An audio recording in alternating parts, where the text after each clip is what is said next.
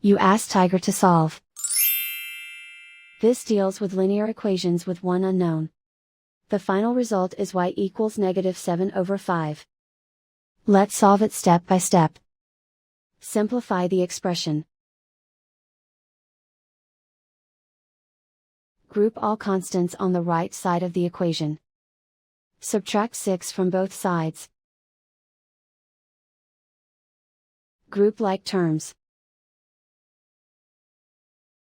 Simplify the arithmetic.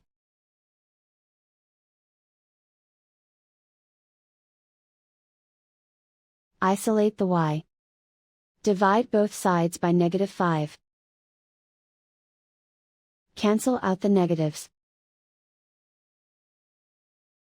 Simplify the fraction. Move the negative sign from the denominator to the numerator.